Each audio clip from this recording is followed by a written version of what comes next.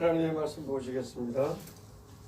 누가복음 21장 5절에서 11절.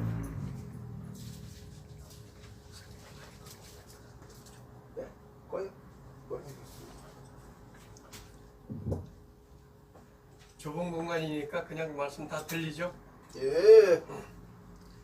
누가복음 21장 5절에서 11절 제가 읽겠습니다. 누가복음 21장 5절에서 11절. 어떤 사람들이 성전을 가리켜 그 아름다운 돌과 허물로 꾸민 것을 말하며 예수께서 이르시되 너희 보는 이것들이 날이 이르면 돌 하나도 돌 위에 남지 않고 다 무너뜨려지리라. 그들이 물어 이르되 선생님이여 그러면 어느 때 이런 일이 일어나겠으며 있겠사오며 이런 일이 일어나려 할 때에 무슨 징조가 있사오리까? 이르시되 미혹을 받지 않도록 주의하라. 많은 사람이 내 이름으로 와서 이르되 내가 그러하며 때가 가까이 왔다 하겠으나 그들을 따르지 말라. 난리와 소유의 소문을 들을 때에 두려워하지 말라. 이 일이 먼저 일어나야 될 끝은 곧 되지 아니하리라. 10절. 또 이르시되 민족이 민족을 나라가 나라를 대적하여 일어나겠고 곳곳에 큰 지진과 기근과 전염병이 있겠고 또 무서운 일과 하늘로부터 큰 징조들이 있으리라. 아멘. 11절까지 잠시 기도하겠습니다. 아버지 감사합니다. 부족한 종을 이곳까지 오늘 이 밤 인도해 주셔서 우리와 함께 귀한 예배를 드리며 하나님의 말씀을 증거할 수 있도록 축복해 주시니 감사를 드립니다. 세상이 아무리 변하고 우리에게 아무리 좋은 것들이 주어지더라도 예수님보다 더 사랑치 말게 하옵소서. 오직 우리의 첫 번째 사랑할 분 그리고 유일하게 사랑할 분은 우리 삼위 하나님밖에 없사오니 그 모든 것들을 가슴에 품고 결코 잊지 않고 끝까지 믿음 잘 지키는 한국교회 저희들 될 수 있도록 축복해 주시옵소서. 예수님의 이름으로 기도 올렸습니다.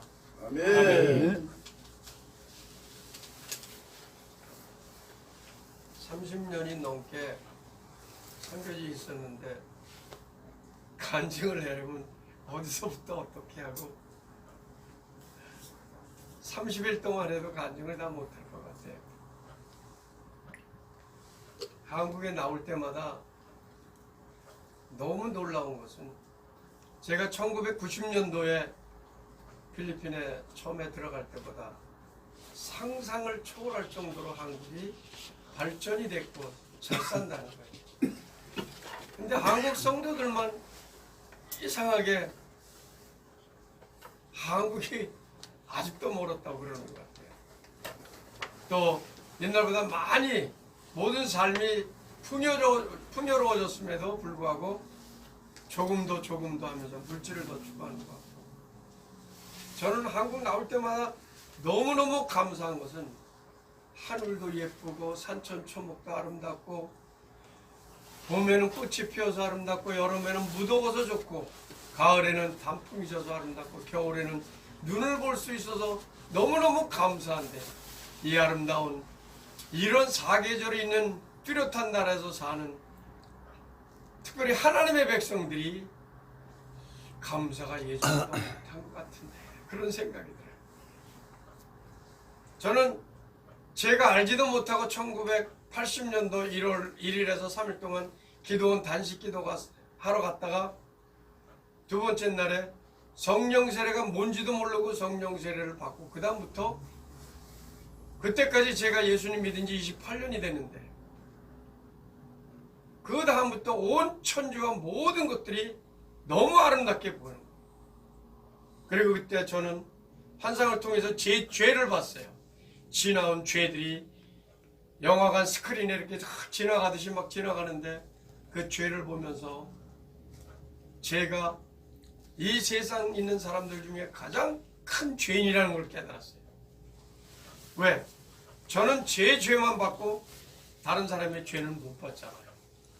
저는 세상에서 큰 죄인이란 그것을 그때 깨닫고 통곡을 하면서 정말 하나님을 기쁘시게 해드리겠다는 그 목표 하나 가지고 지금까지 걸어왔는데 수없이 넘어지고 쓰러져도 주님께서 끝까지 붙잡으시더라고요.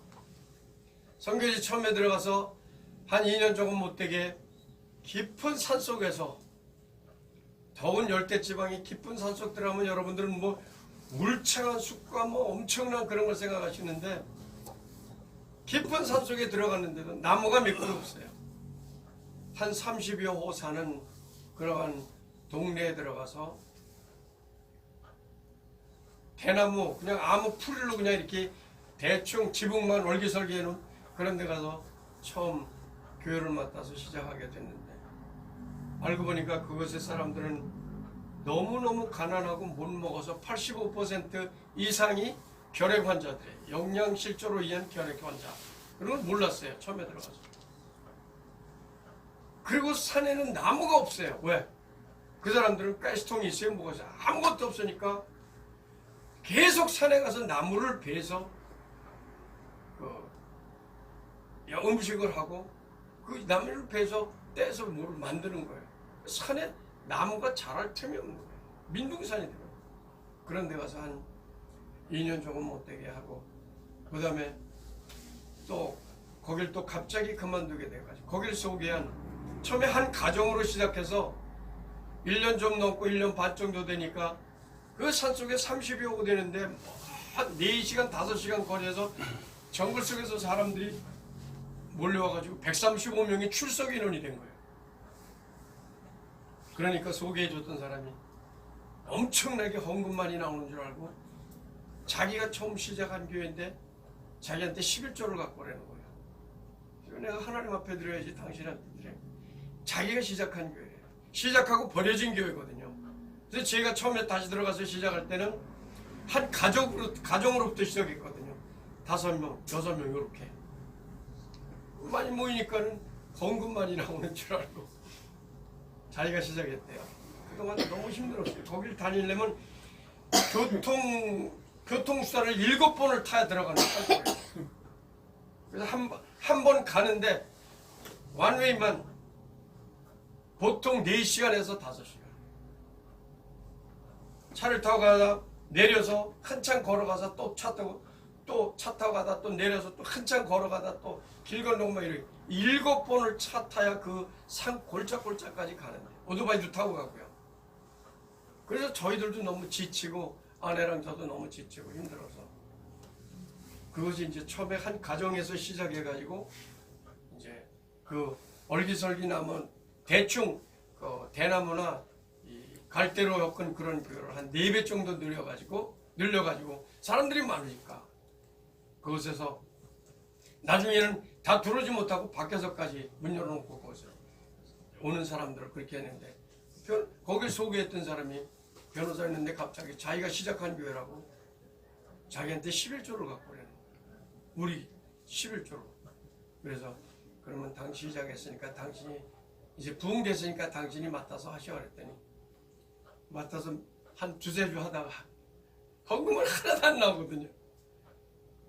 그랬고 우리도 마침 너무 힘든데 그 사람 넘겨줬더니 2-3주 하다가 못되겠다고 다시 불러서 우리도 안 하겠다고 손 들고 그만뒀는데 갑자기 전혀 모르는 길을 통해서 2번째 교회를 시작하게 됐어요. 개척이죠, 그건 생각해.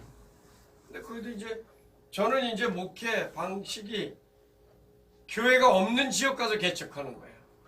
다른 사람이 교회 개척한 그 주변으로 안 가고 사람들이 교회가 없는 지역에 복음이 안 들어간 곳에 가서 교회를 세우겠다 해서 아주 가난한 동네 100여 호 된데 그곳에 가서 교회를 처음 시작하는데 저희 교회가 시작하던 바로 그 해에 마닐라베이의 쓰레기 매립장이 톤도라는 곳이 있어요.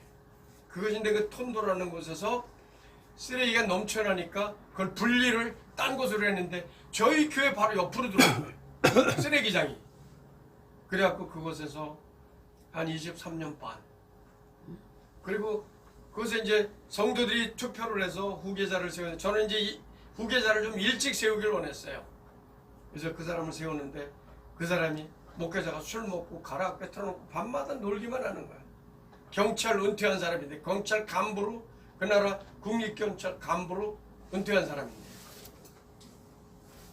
그리고 또 거기서 성도들이 상처받았고 다 나가서 한 300명 되던 어린이와 어른들 300명 되던 사람들이 한 55명밖에 안 남아. 다 아파서. 그러면서 거기서 나갔던 한 성도가 나한테 말하기를 그 사람은 천주교식으로 예배를 드리니까 거기 예배 참석 못하겠습니다. 자기 가정에서 예배를 드린다는 거예요. 거길 가보니까 너무 비참해요. 쓰레기장에 처음 시작할 때 거기서 할 때는 쓰레기장 한국이라고 생각하면 큰 오산이에요. 쓰레기장에 범죄자들이 몰려들어요. 왜? 경찰력이 미치를 못하니까. 범죄자들이 쓰레기장 지금 주변으로 다 몰려들어서 그다음에 지붕만 치고 살면 되니까.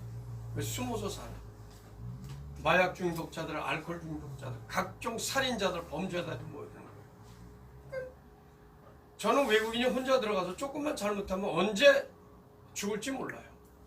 그런 곳에 가서 그 필리핀 사람들 가장 가난하고 막가파들 완전히 그냥 뭐 강도 그런 사람들이 범죄하고 숨어들어오는 그 속에서 23년 반을 하게 하시더라고요.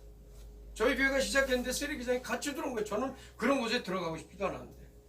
그 다음에 거기서 이제 성도들이 그 내 후계자로 온 목사 그분이 너무 잘못된다고 다 흩어졌는데 한 가정에서 자기 집에서 예배 드린대요. 가보니까 요거보다 제 손으로 이렇게 딱 보더만 요거보다 더 좁죠. 이런 공간에서 가정 예배를 드리더라고요. 그래서 이걸 어떻게 하나 한국 나와서 기도하는데 저를 목회하는 동안 약을 대주는 한 약사분이 계셨어요.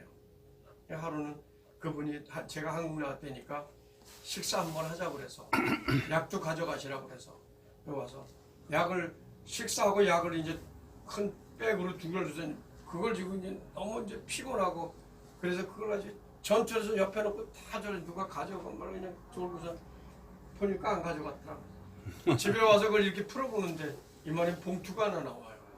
이게 뭔가를 풀어보니까 현금이 2천만 원이 넘게 드는 거예요. 선교사님 보시니까 어려운 것 같으신데 이거 갖고 우리 가정에서 교회 하나 세우기를 원하는데 사용하십시오. 그래서 세 번째 교회 하고 싶어서 한 거 아니에요. 세 번째 교회도 그렇게 해서 그 두 번째 교회에서 나가서 가정 예배 드리는 그곳에 가서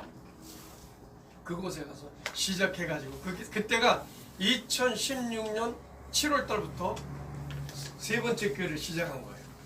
그래서 그곳에서 지금까지 하는데 이제 두 번째 교회 할 때 유치원 때서부터 나오던 청년 하나를 쭉 키워가지고 대학을 초급 대학, 컴퓨터 대학 다 마치고 그 다음에 신학교 4년제를 보내가지고 걔를 키워서 지금 제가 후계자로 이제 세 번째 교회 또 잘 이제 지어놓고요. 이제 그것도 어디냐면 그건 또 쓰레기장에서 도시에서 쫓겨난 사람들, 집이 없는 사람들, 철거민들 그런 사람과 또 두 번째 교회에서 쓰레기장이 넘쳐나서 또 그걸 분리하는 쓰레기장. 저는 몰랐는데 가니까 그 또 쓰레기장이더라고요. 지금도 우리 교회 옆은 아닌데 세 번째는 옆은 아닌데 이렇게 보면 저 산 하나 골짜기 하나 넘어서 저 건너편에 보여요. 그런 또 철거민들이었고 완전히 거기도 이제 범죄가 일어나고 경찰서도 없어요. 파출소도 없고 가끔 파견 나오는 저기들만 이제 경찰들만 있죠. 그런 데 가서 지금 세 번째 교회를 시작하면서 그 친구가 이제 신학교 다 졸업해서 그 부인과 그 친구를 다 대학교를 보냈어요. 대학원도 보내고 그 부인은 고등학교 교사가 됐고 얘는 이제 고등학교 교사면서 교사 자격증을 다 땄어요. 그러니까 제가 목회를 해보니까 목회자가 생활비가 안 되니까 너무너무 힘든 거예요. 아무리 자기가 헌신하겠다고 최선을 다해도 목회자가 생활비가 안 되니까 성도에다가 복음에다가 전도에다가 집중하는 것이 아니라 맨날 자식들 못 먹이고 그러잖아요. 너무 힘든 걸 알고 그들을 공립교사가 되게 만들었어요. 그래서 다 교사 자격증 따가지고 지금 잘하고 있어요. 그래서 저는 이제 제가 있으면 또 불편할까봐 왔다 갔다 하면서 필리핀을 왔다 갔다 하면서 제가 나이가 지금 76세거든요. 만으로. 그러니까 왔다 갔다 하면서 이제 돌보고 재정적으로 거기도 이제 가난한 사람들이니까 거기도 뭐 강도 잘 일어나고 우리 교인들도 강도 잘 만나고 그래 길거리에서 경찰이 없으니까 세 번째 교회도 또 그렇게 시작하게 됐어요. 그래서 그 친구한테 맡기고 저는 이제 왔다 갔다 하면서 하고 여기 와서 이제 돈이 조금 모이면 송금해 주거나 또 이제 교회에 필요한 것들을 이제 배편으로 이제 보내고 있어요. 코로나 3년 우리 걸리는 동안에는 계속해서 이제 그렇게 보냈죠. 근데 저는 이제 그렇게 지내면서 필리핀에서 한국 사람들이 경험하지 못했던 것을 갖다가 경험했어요. 이게 뭐냐면은 하루는 온 가족이 자는데 너무너무 불편한 거에 숨이 막히고 죽겠어요. 더워서 창문 탁 놓고서 왜 이렇게 숨이 막히나 일어나서 이제 더듬더듬 해가지고 부엌에 가서 이제 물을 따라서 물을 한 모금 이렇게 마시고 이제 다시 이제 비틀비틀 되면서 이렇게 방으로 들어가는데 가로등에 이제 창밖을 보니까 가로등의 불빛에 보니까 한방눈이 펑펑 내리는 거예요. 열대 지방에서 1년 중에 제일 낮은 온도가 20도에서 25도인데 보통 평균 30도가 넘는데 제가 많이 나갈 때 온도계를 가지고 재볼 때 언제까지 나가냐면 그 온도계가 57도까지밖에 없어요. 섭씨. 근데 그거 꽉 차고 더 넘어가는데 더 체크를 못 하더라고. 그런 나라에서 펑펑 눈이 내리는 거예요. 이게 뭐야? 이 나라도 눈이 내리네? 좋아서. 근데 아니 이 나라는 열대지방이잖아. 어떻게 눈이 내려? 그래갖고 들어가서 잠자는 아내를 막 깨워가지고 여보 뭐 일어나봐. 우리 잠자는데 왜 잠자는데? 이리 나와봐. 왜 그래? 나와봐. 붙잡고 밖에 이렇게 문을 열고 보니까 한방눈이 정말 펑펑 내리는 거예요. 진짜. 도대체 이해가 안 되는 거예요. 평생 살면서 그런 더운데 한방눈이 내리니까 보통 한방눈이 아니야. 아주 그냥 막 길에 이렇게 쌓이는 거예요. 그래서 너무 이상하고 두려워서 밖에 나갔죠. 이 종말이 왔나? 예수님 오시나? 나가서 지나가는 사람 붙잡고 이게 지금 무슨 상황이냐? 멀리서 화산이 터져서 그 화산재가 날아가지고 고속도로로 3시간, 4시간 거리에서 화산이 터졌는데 그게 마닐라 전체 한방눈같이 내리는 거예요. 화산재가. 네? 화산재가. 화산재가 뭐 요렇게 뭐 티끌같이 내리는 거 아니에요. 한방눈 펑펑 이만한 것들이 펑펑 쏟아지는 거. 길거리에 그냥 엄청나게 쌓이고 근데 약간 화약 냄새가 나요. 그걸 밤새도록 모르고 더운 나라니까 창문 열어놓고 그걸 밤새도록 마신 거예요. 온 가족이 죽게 생긴 거죠. 그래서 자는 아이들 다 깨워가지고 창문 다 닫고 그냥 테이프로 다 붙이고 그런 경험이 있어요. 화산재를 저만큼 한국 사람 많이 드신 분이 있으면 나와보시라 그래요. 저는 아주 맛있게 먹은 게 아니라 억지로 슉 먹었어요. 몸에 이상 없나? 모르겠어요. 어떤지 제가 영양제를 못 먹으니까 하나님 그걸 영양제를 주셨는지도 모르죠. 그런 경험을 했어요. 한국 사람 경험이. 그리고 또 이제 얼마 있다가 그 다음엔가 몇 년 있다가 제가 처음 들어갈 때네요. 그때는 제가 처음 들어갈 때네요. 먼저 이제 어떤 나라인가 하고 먼저 들어갔는데 친구 선교사 집에서 머물고 있었어요. 3층 집인데 그곳에 머물고 있는데 친구가 그날은 어딜 나갔어요. 근데 저는 가면서 이 풍토병에 걸려가지고 설사를 계속하고 머리는 깨질 것까지 아프고 죽겠어요. 근데 병원 가면요 너무 돈을 많이 달래요. 그냥 외국인이라고 바가지 씌우는 거예요. 그리고 쓸데없이 사람이 이렇게 가면은 내 앞에 사람이 들어갔는데 보니까 1시간 동안 얘기만 하고 있어. 뭐 하나 가만히 들어보니까 요새 어떻게 지내냐 뭐 이러고 의사하고 온 사람하고 그 얘기만 하고 있어. 무슨 뭐 어디 아프냐 그거 한두 마디 물어보고 계속 쓸데없는 얘기만 하고. 그래서 너무너무 기다리다 화가 나서 그냥 나왔어요. 그렇게 그냥 쓸데없는 의사가 그러면 얘기만 하고 있어요. 그러니까 그리고선 한 번 이제 진료를 받은 돈을 그 현지인보다 10배, 20배를 받는 거예요. 병원 바가지 씌우는 거예요. 갈 수가 없는 거예요. 그래서 그날은 너무너무 아파서 설사 물만 먹어도 설사 계속 쏟죠. 머리는 깨질 듯이 아프죠. 너무너무 아파서 누워있는데 대낮에 한 12시쯤에서요. 친구 선교사는 밖에 나갔는데 혼자 누워있는데 갑자기 그냥 대포 소리가 탁 나는 집이 그냥 우르르 흔들리는 거예요. 이게 뭐야? 좀 있다가 또 그냥 탁 집이 우르르 흔들려. 어떤 녀석이 그냥 대낮에 그냥 길 발파 작업을 하고 있는 거야. 우리 옛날에 길 가다가 저기 저 도로 닦다가 바위 나오면 빵빵 다이너마이트를 터뜨려서 저는 그건 줄 알고 창문을 열고 욕해 주려고 창문을 딴 거 누구야? 그렇게 쳐다보는데 저는 3층에서 창문 열고 근데 밖에 사람들이 엄청나게 나와 있는 거지. 저 무슨 싸움질 났나? 혼자 생각하기를 싸움 났나? 저도 사람들이 이렇게 많이 모여있어. 그 사람들이 누군가 저 꼭대기에서 문을 열고 있으니까 나보고 이러는 거야. 그때 뭐 따갈록이 뭔지 뭐가 알아요? 아무것도 모르지? 그 나라어는 모르는데 뭐 이러면서 막 펄펄 뛰는 거지. 저것들 왜 저래? 자기들끼리 뭐 싸움 났나? 저는 그 생각만 하고. 근데 나중에 알고 보니까 지진이 9도 우리나라 9도 경험도 못했잖아요. 8.9인가 9도가 난 거야. 9도 지진이. 그래갖고 그 집안이 내가 살던 집안이 흔들리고 벽이 쭉쭉 가서 지금 무너지기 직전인데 누군가 창문을 열고 내다보니까 밖에 있던 사람들이 다 밖에 나와 있잖아요. 집안에 안 있고. 그 사람들이 나를 보더니 난리가 난 거야. 나오라. 근데 나는 못 알아듣고 무슨 말인지도 모르고 왜 저것들 저러고 있어? 나한테 욕하는 건가 뭔가. 밑에서 소리 지르 들어오지 못하죠. 자기들이 벽이 다 갈라서 이제 무너지기 직전이니까. 그런 경험을 했어요. 지진도. 저는 지진에서 살아난 사람이에요. 그 다음에 이제 거기서 나중에 친구가 갔다 왔는데 제가 집안에 있는 거 난리는 나오라고 그래요. 나와갖고 그 집에서 이제 그 친구도 빨리 나와가지고 다 치웠는데 그거 이제 헐어가지고 살 수가 없으니까 다시 나중에 건축에 따르더라고요. 그런 경험을 한국에서는 할 수 없는 그런 경험들을 했어요. 저는 수많은 경험들을 하면서 평생 한국에서 겪어보지 못했던 죽을 고비들을 그런 죽을 고비는 아무것도 아니에요.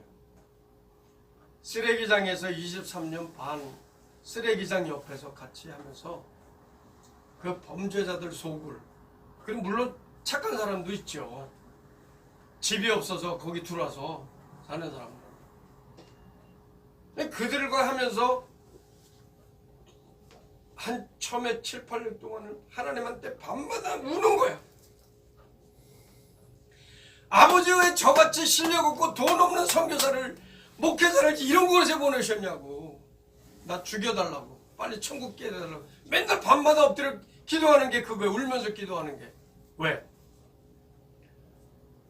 성도들을 하나님께서 저는 가는 데마다 성도들을 많이 주셨어요. 평균 출석 인원이 어른 애들 앞에서 300명이에요. 거기 모인 대한민국 그 당시 한 600여 명의 대한민국 선교사들이 들어왔는데 저희 교회가 가장 많이 모인 거예요. 출석 인원을 따지면 저희 교회가 제일 많이 모이는 거예요. 그 선교사 옆에 총무가 많아더라고요. 저는 그건 몰라요. 그런 사람들인데 다 굶고 있는 거예요. 가보면. 굶고 하루 이틀이 아니야. 어떤 때는 3, 4일. 애들은 또 이렇게 잘나요. 또 애들은. 어른들은 죽었더라도 뭐 물을 먹고 어떻게지만 1살, 2살, 4살, 5, 6살 이런 꼬맹이들 데리고 사는데 그들을 굶고 있고 죽어가는 걸 볼 수가 없는 거야. 죽여달라. 나 이런 걸 못 보고 내가 또 자비량 선교사로 사러 들어가서 돈이 없는 거야. 여동생이 보내주고 또 여기저기서 조금씩 내가 다니던 교회는 교회가 목회자하고 성도들하고 쌈이나 가지고 풍지박산이 되고 계속 목회자 바뀌니까 장로로서 봉사하다가 선교사로 나갔는데 누구 하나 도와줄 생각 안 해요. 교회가 분란이 나니까. 한국의 큰 문제. 정말 그러면 안 돼요. 정말 그러면 안 돼요. 목사로서 교회가 문제나면 목사가 먼저 자리를 나가야 돼요. 강대상에서는 하나님 앞에 전능하신 하나님을 믿어라. 우리의 공급자다 뭐다. 별소리 다 하면서 뭘 그렇게 목회자가 성도들한테 조금이라도 더 뜯어가려고 그렇게 생각을 하고 은퇴할 때 뭐 하나라도 더 가져가려고 그러냐. 강제상에서 외쳤던 자기의 말과 삶이 다르잖아요. 그러면 안 되잖아요. 성도들도 그래. 그 목회자 좀 잘해주면 안 돼요? 잘해주면 서로가 잘못 있는 거예요. 이건 한국교회가 정말 빨리 고쳐야 돼요. 교회가 2조각, 3조각, 10조각이 나더라도 자기 주장이 세가지고 서로들 하나님의 교회가 풍지박산 나도 상관없어. 자기들끼리 자기가 옳다고 싸우기만 하는 거야. 하나님이 어떻게 그들을 바라보고 계신지는 생각도 안 해. 자기가 옳은 거야. 하나님이 옳다고 안 하셨는데 서로 상대방만 비난하고 죽이려고 그러니까 교회가 2조각, 3조각, 4조각 나도 상관없이 이러면 안 돼요. 정말 이러면. 목사가 이 강대상에서 외친 대로 겸손하려면 자기가 전 성도의 제일 겸손한 자로 본을 보여야 될 거 아니에요. 개펌 잡고 어깨힘 주고 한국교회가 뭐가 잘못되는지 몰라요. 그거 장로 되면 개펌 잡고 권사 되면 개펌 잡고 그럼 정말 내가 정말 하나님을 사랑하고 하나님이 세운 교회에서 내가 봉사한다고 생각하면 내가 잘했고 성도들이 잘못했어도 그들이 나를 공격하고 안 받아들이면 그 자리 못 떠나요? 하나님이 다른 자리에 안 주실 것 같아요? 그런 믿음은 없냐고. 나를 진정 목회자로 부르셨다면 왜 또 나같이 병신같이 그 자리를 죽기 살기를 붙잡고 있냐고. 이 강대상에서 외치는 말과 자기 삶이 왜 이렇게 다르냔 말이에요. 왜? 주님의 몸이 3조각, 4조각, 5조각 나도 그거 붙잡고 벌벌 떨고 목사 하나만 죽으면 그 교회는 살아요. 장로님들만 죽으면 권사님들만 죽으면 그 교회는 살아요. 분란이 일어날 수가 없어. 그 양국에 못해요. 그러면서 쓰레기장에서 하면서 너무너무 그들을 밥만 먹여줘도 돼요. 밥만 먹어. 새끼를 못 먹어. 한 끼 먹기도 힘들어. 하루는 아내가 교회 옆에 집 신방을 갔어요. 너무들 가니까 이제 봉투를 가지고 이제 우리는 가면 꼭 티 안 내고 몰래 주고 와요. 지금까지 삶이 그래요. 목회 방식이 그래요. 몰래 가능하면 몰래 주고. 예배 드릴 때, 기도할 때 어느 성도가 너무 힘들어하면 가서 그 자리에다가 성경책이나 무슨 갖고 있는 거기다 살짝 찌르는 거지. 목사가 야, 집사님 괜찮으십니까? 이거 좀 갖고 왔는데 꼭 그렇게 살아야 돼요. 그러면서 여기서 잘하죠. 오른손이 아닌 일을 왼손이 모르게 하라고. 자긴 그렇게 지켜요. 저뿐만 아니라 모두가 한번 생각해 봐야 돼요. 아내가 몰래 이제 돈을 준비해가지고 봉투해가지고 한 집을 신방을 했는데 안에서 찬송 소리가 들리는 거예요. 애가 4명이에요. 셋은 어린아이들 다 8살 미만, 하나는 뱃속에 있고 남편 녀석은 알코올 중독자라 밖에 나가서 여기저기 돌아다니다 어디서 무슨 짓 하는지 몰라. 도둑질 하는지 살인하는지 몰라. 그 가정 내버려두고 나갔는데 거기서 찬송 소리가 들리더래요. 찬송하는데 엄마 배고파 한 녀석이 그래. 엄마 배고파. 엄마가 줄 게 없잖아요. 북을 보니까 북이 없어요. 그냥 돌에다가 새까맣게 그런 양은 냄비에 올려놓고 그걸 음식 있으면 거기에 해먹고 쌀이 좀 생기면 쌀 해다가 반찬 없으니까 왕소금 뿌려 먹는 거예요. 그런 가정이 부지기수예요. 엄마 배고파 그러니까는 엄마가 뭐 해줄 수 있어야지. 엄마가 하는 거야. 야, 우리가 우리 하나님 앞에 찬양 드리자. 우리가 찬양 드리면 하나님께서 들으시고 우리의 필요한 것을 주실 거야. 자, 다 같이 시작. 예수님 찬양. 그런 소리가 들리는 거야. 엄마도 자기 자식들 죽어가는 그 꼴을 못 보는 그런 가정이 거의 다인데 선교사 입에 뭐가 들어가요? 우리가 마음 편히 먹을 게 있어요? 죽겠는 거야. 그러니까 나는 밤마다 엎드려서 울면서 기도하겠다. 나 못하겠습니다. 주님 나 못되겠어요. 빨리나 데려가십시오. 죽겠네. 그래서 아내가 몰래 문지방석으로 돈 집어넣어놓고 밀어주고 나왔다고 그러더라고요. 어느 가정 하러 갔더니 제가 신방 갔더니 이만한 그릇에다가 밥이 하나 있어요. 이렇게 밥이 어디서 쌀이 어디서 나서 했어? 그래서 저희 교회는 항상 교회 안에다가 쌀을 많이 사달라 이렇게. 그리고 한 사람한테 가져갈 때 3kg, 5kg 그 이상 못 갖고 가게. 한 사람이 다 갖고 갈 수 있으니까 그거 퍼가라고. 쌀 떨어지면 그런 사역을 했어요. 예배당 안에는. 근데 그런다고 또 그대로 그것만 갖고 가네? 아니요. 하도 더 갖고 가려고 못 내가. 예배당 안에 쌀이 떨어지지 않고 그랬어요. 그래서 일단은 살려야 되니까 생명을. 근데 하루는 한 집에 갔더니 신방 갔더니 큰 그릇에다 밥이 이만큼 있어요. 그래서 교회에서 준 쌀로 했더니 그걸로 아닐 텐데 벌써 다 먹었을 텐데 보니까 여기가 그걸 가지고 갑자기 물 있는 데로 가더니 물에다가 그 물을 부는 거 그 많은 밥에다가 다 갑자기 물을 부어요. 이게 뭐야? 그러고 보니까 쌀을 씻는 거야 이렇게 주물럭주물럭 하더라고. 가만히 보니까 나중에 주물럭주물럭 다 버리니까 요만큼 남더라고. 알고 보니까 그 밥이 무슨 밥이냐? 맥도날, KFC 이런 데서 먹다가 거기는 밥이 나와요. 그 필리핀에 KFC, 맥도날 같은 데서 치킨하고 밥이 나와요. 그 밥 먹다 버린 게 있어요. 그걸 쓰레기통에다 버리면 그 쓰레기 더운 나라니까 금방 삭잖아요. 그걸 이제 쓰레기차가 저녁에 와서 다 쓰레기장에다 버려. 그럼 우리 교인들이 가서 우르르 몰려가서 이제 기다리고 있다가 차 나오면 한 4, 50명, 100명이 쓰레기차가 오면 거기 몰려 들어가서 거기서 아무거나 막 줍는 거예요.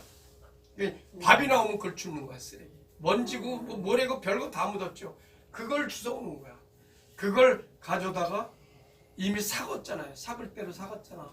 거기 머물렀던 맥도날드에 버렸던 쓰레기통에서 몇 시간 있었고 밤까지 있었으니까 그게 또 쓰레기차에 실어서 쓰레기장까지 올려면 멀잖아요. 그걸 이만큼 쏟아가 씻고 닦고 버리고 이만큼이 요만큼 되는 거예요. 삭은 거 다 하고 그걸 그러니 목회자 입에 음식이 들어가요. 죽을 맛이죠. 아니 들어가고 안 들어가를 떠나서 그냥 죽고 싶은 거야. 그런 성도들 볼 때만. 그런 집이 너무너무 많은 거예요. 그러면서 정말 나는 이런 곳에 오고 싶지도 않았고 올 생각도 못했는데 왜 우리 교회 짓는 그곳에 쓰레기장이 바로 들어왔냐. 하나님이 저를 이끄신 거죠. 제가 그곳에 가고 싶은 거죠. 그러면서 그런 경험이 됐어요. 이런 얘기를 하자면 끝이 없어요. 네, 한국은 지금 너무 잘 살고 잘 먹고 모든 것을 잘 누리면서 신앙들은 점점 퇴보되는 것 같은 그 영적인 것을 느끼면서 제가 울 때가 한두 번이 아니에요. 눈물을 흘릴 때가. 한국에 나올 때마다 가슴 아파 죽겠어요. 왜들 이래 풍요로운데 맨날 정치 얘기만 하고 싸움질들만 하고 우리들은 하나님의 백성 아니에요. 어느 편들기는 어느 편들어 나는 예수파인데 그럴 시간이 있으면 1시간이라도 엎드려 기도하고 다른 사람을 도울 생각을 해야지. 내 믿음이 떨어지지 않나 점검을 하면서 말세가 되면 우리 주님이 분명히 말씀하셨어요. 수많은 이단들이 나타난다고 그랬잖아요. 그가 재림예수라고. 한국만큼 유명한 이단들 많이 나타나라도 정말 필요가 없어요. 그런데 믿음을 지키는 성도들은 또 잘 지키잖아요. 그리고 요새 봐요. 정말 종말이 가깝잖아요. 말세가 다 됐잖아요. 우크라이나, 러시아 전쟁이 일어났죠. 이스라엘과 또 팔레스틴 전쟁이 일어났죠. 이것저것의 기근과 홍수, 사막에 비 1년에 100mm도 안 논다는 그런 사막에 홍수가 나서 사람들 많이 죽었다는 거 여러분들 다 아시잖아요. 이 말세에 우리들은 너무 편하고 많은 것이 주어지고 하나님의 축복을 누리면서 그것을 인지를 못해. 자기 딸에는 믿음 생활 잘하고 11조금 잘 드리고 새벽 예배 빠지지 않고 모든 예배 빠지지 않고 그렇게 살고 자기 자랑하는데, 제가 성령 세례 받기 전에 그랬다고요. 교회 집회 단 한 번도 안 빠졌어요. 새벽 기도도 1년 365일 특별한 일 몸 아프지 않으면 안 빠졌어요. 모든 부서에 들어가서 최선을 다했어요. 헌금 한 번도 안 빠지고 많건 적건 했어요. 그런데 그렇게 하면서 자기 의가 은연중에 내 몸에 배있더라고. 나는 이렇게 열심히 하는데. 근데 어떤 사람이 조금 잘못하고 한 번 빠지면 주일날 어떻게 빠지냐고, 그런 사람 지적질이나 잘하는 그런 신앙이었어요. 열심은 있는데 하나님의 의를 세우는 것이 아니라 자기 의를 세우려고 하는 그런 악한 자였어요. 제가 성령 세례 받으면서 제 죄를 보기 전까지는 열심히 내는 사람들은 정말 자기 의를 나타내려고 자기를 자랑하려는 그리스도인들이 너무 많아.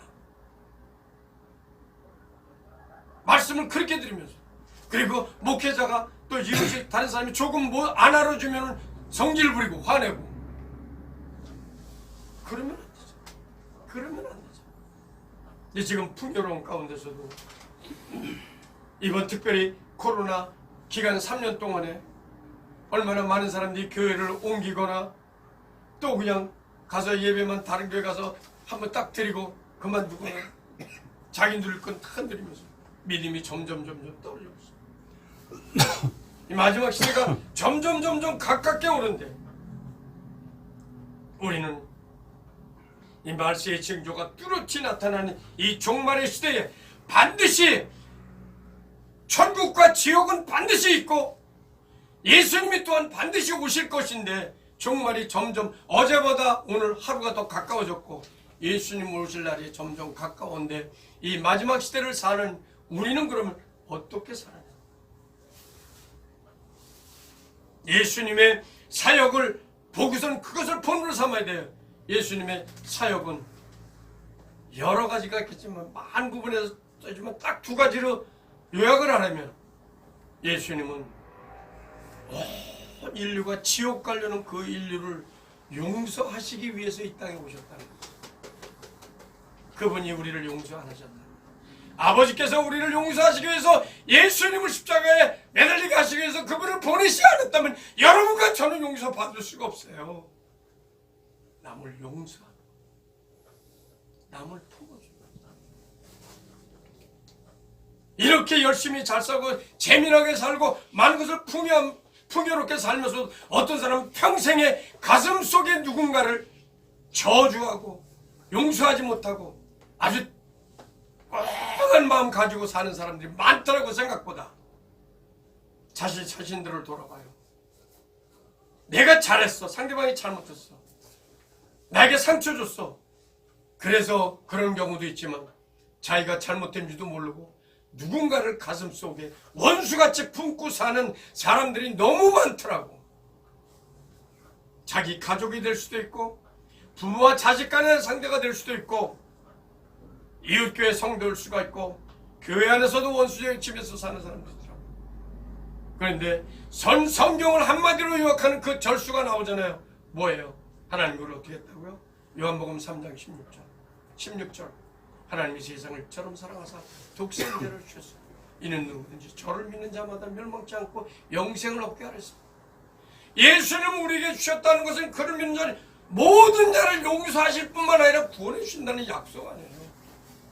구원의 문의 첫벌 단계가 용서의 용서. 그럼 예수님을 닮고 예수님의 말씀을 따라 산다는 우리는 왜 누군가를 원수같이 내 가슴 속에 품고 살아요? 풀지 못하고. 그러면 예수님이 분명히 말씀하셨어요. 용서하지 못하고 가슴 속에 품는 사람도 하나님께도 용서 못 받는다고. 우리가 성경을 몰라서가 아니에요. 그런데 그렇게 사는 사람들이 생각보다 성도들 가운데 많이 있더라고요. 그러시면 안 돼요. 예수님이 이 땅에 오셔서 우리를 용서해 주셨어요. 그래서 그 용서해 주셔서 구원의 문이 첫발이 용서의 문을 들어가는 거예요. 그런데 주님이 하신 일이 뭐예요? 바로 희생, 자기를 주시는 거예요. 이거를 고린도전서 11장에는 돕는 은사 그렇게 나와요. 남을 돕는 은사. 그리스도인은 다른 사람을 많이 도와요. 물질 없으면 재능으로, 재능 없으면 자기가 잘할 수 있는 특기로, 여러 가지로, 자기 기술로, 자기 지식으로, 자기 경험으로 다른 사람을 많이 도와요. 다른 사람에게 자꾸만 빼앗고 다른 사람에게 도움 받으려고 하지 말고 예수님을 진정 닮으려고 하면 그런 사람, 많은 사람들이, 목회자들은 성도들이 자기 닮고 싶은 그러한 누군가 있을 거예요. 그런 목적도 없기 때문에 여러분 신앙생활 하는 거 아니에요. 내가 삶의 의미와 목적이 누구를 닮기 위한 거냐? 나의 최고의 멘토 바로 예수 그리스도를 닮기를 원하신다면 인간 말고 인간을 어느 누구도 믿을 수 없어요. 예수님을 닮기 원하신다면 이 두 가지를 잊지 마셔야 돼요. 누군가 나에게 내가 잘못하지 않아서 섭섭하게 하는 사람, 그리스도의 사랑으로 용서하십시오. 그리고 나에게 주어진 모든 재능과 기술과 특기와 재물을 가지고 나만 잘되고 다른 사람을 지적질하고 그런 것이 아니라 다른 사람을 돕고, 어떤 때는 내가 이 돈이 꼭 필요하지만 그것을 반을 잘라서 어려운 사람을 돕는, 이게 희생까지 나가야 돼요. 예수님의 삶이 바로 우리에게 보이시고 있고 있어요. 예수님은 우리에게 그분의 생명까지 주셨다는 거예요. 말세에 더욱 필요한 거예요. 한 가지만 더 말씀드리고 이제 마치겠습니다. 2011년도에 제가 성령 세례를 받으면서 영적 세계를 드나들게 됐어요. 그래서 천국도 보고 지옥도 보고 낙원과 음부도 갔다 오고 예수님도 여러 번 만났어요. 그런데 하루는 자는데 새벽 3시 반쯤에 일어나서 기도하라고 그러셔서 기도합니다. 하늘에서 환상이 보이는 거, 하늘에서 불덩어리가 막 비같이 쏟아져요. 큰 불덩이들이 막 하늘에서 비같이 쏟아지는 거예요. 우와, 이게 뭐야? 깜짝 놀라서 그때 친구 집에 놀러 가서 있었는데 막 밖을 내다보니까 그냥 사람들이 그냥 길바닥에 난리가 난 거야. 완전히 엄청난 사람들이 나와가지고 그냥 자동차들이 뭐 사람들이 아주 아우성이 난 거예요. 온 세상이 난리가 난 거예요. 이야, 이거 뭐야? 종말이 온 건가? 종말이 온 거 큰일 났다 이거. 어떡하냐? 이거 뭐야? 두려워서 야 친구한테, 야 니네 집에 오토바이 있냐? 자동차 있냐? 나 집에 가봐야겠다. 빨리 우리 식구들 어떻게 됐나? 길거리 갈 수가 없어요. 사람들로 인해서 막혀서. 보니까 좀 그때 하늘에서 내가 어쩔 줄 모르겠으니까 이거 받아라 하면서 하늘의 음성이 들리는데 뭔가 조끼가 탁 입혀지는 거예요. 어떤 조끼냐? 전기기술자들이 전봇대 올라가서 이렇게 하면서 이렇게 노란 조끼 이렇게 띠 입고 주머니 입고 그런 거 있잖아요. 연장 주머니 입고 그런 조끼가 딱 집었는데 이렇게 보니까 황금 조끼예요. 황금 조끼가 딱 있으면서 이 조끼를 받은 사람만이 들림받는 되는 거예요. 하늘에서 음성이 들리는 거예요. 들림받는다. 이렇게 보면 저는 황금색을 끼고 있어요. 그래서 제일 걱정되는데 우리 교인들 중에 누가 없다. 저 많은 사람들이 막 찾는데 우리 교회 관리집사 부부가 보이는 거예요. 멀리. 저들은 이번 날 그들 보니까 그들도 황금 조끼를 딱 입혀줬어요. 그래갖고 다 있다. 또 누가 없나 막 찾는데 그들을 이렇게 보는데 그들 황금 조끼 나랑 똑같은데 여기 보니까 푸른 보석으로 감싸 이만한 주머니들이 딱 달린 거예요. 너무너무 아름다운 그런 보석 주머니로, 푸른 보석 주머니로. 오, 저게 뭐야? 나도 있나? 이렇게 보니까 내 건 반 혹은 반보다 적은 부속 주문이 있어요. 하늘에서 또 음성이 들리는 거예요. 이것은 너희들이 세상 살면서 천국에서 살 때 그때 받을 상급 주문이다. 너희들이 행한 대로 받을 것인데 그 주문, 상급 주문이다. 이렇게 보니까 내가 작아. 우리 성도들 그 두 부부거는 거의 이만해. 그 순간 완전히 저는 멘탈이 그냥 정신이 없는, 아니 내가 정말 육체적 땀 흘림이라면 둘째가라면 서로 할 정도로 고생과 고통과 수많은 위험을 죽을 꿈을 많이 남겼는데, 그러면서 목회했는데 내가 우리 성도들보다도 이제 믿은 지 10여 년밖에 안 되는 그 성도보다도 상급 주머니가 적어. 목사님 생각해봐. 아멘. 얼마나 창피하고 부끄러워요. 너무너무 창피한 거야. 내가 어떻게 살았길래. 하나님은 틀리실 리가 없잖아요. 틀리면 내가 틀리지, 뭐가 잘못 살아왔거나 뭐가 잘못됐지. 근데 갑자기 또 소리가 들리는 거예요. 네 주머니를 만져봐라. 그냥 뭐 아수라장이니까 그냥 정신없었는데 이렇게 보니까 제 주머니 이렇게 만지니까 뭐가 꽉 찼어요. 너무 제 주머니, 보석 주머니 작은데 꽉 찼어요. 그래서 궁금하잖아요. 우리 성도들 이렇게 보니까 그들 주머니는 납작해. 속에 아무것도 안 돼. 그래서 다시 한번 소리 줘. 그 보석주는 너희들이 이 땅에 사는 동안에 천국에서 받을 그 상급들을 준비한 그것들이 들어있다는 거예요. 받을 상급들이 그거라는 거예요. 그 소리를 듣는데 저 성도들은 얼마나 해서 모르니까 보석주머니가 저렇게 큰데 목사인 나는 왜 이렇게 자괴감이 들고 자기게 돼서 너무너무 속상한 거예요. 그래서 그걸 고민하고 회개하고 막 그냥 울면서 잘못했다는 거. 그거 가지고 너무너무 그냥 생각이 떠나질 않는 거예요.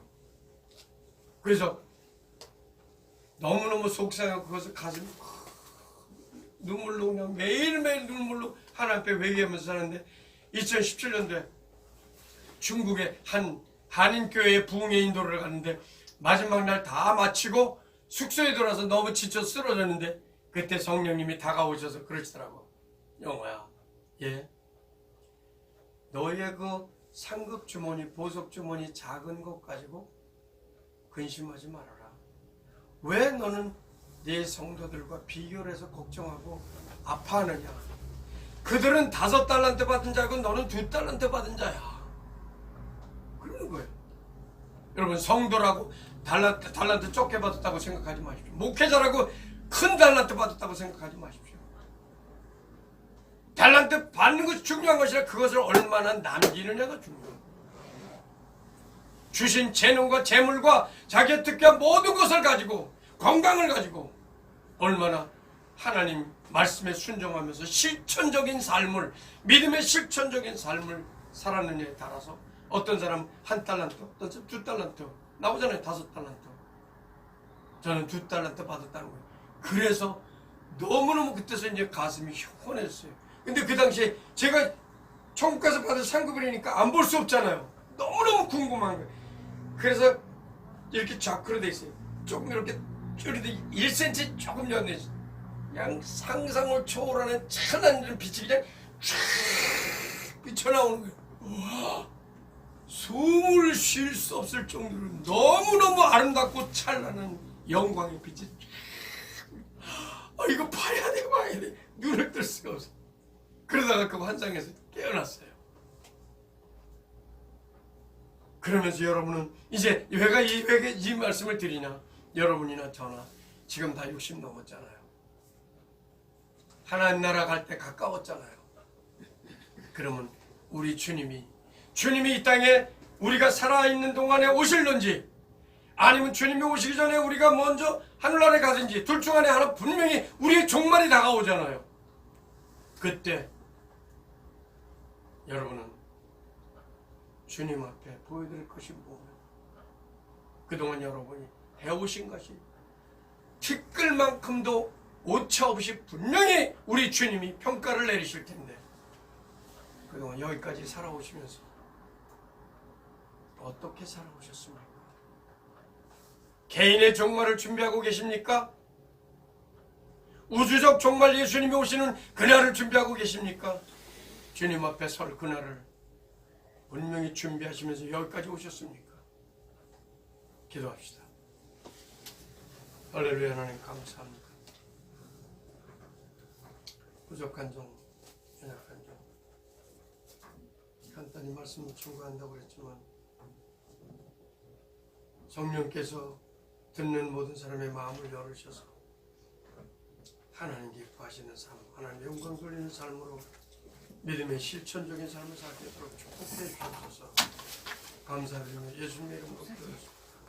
아멘. 아멘.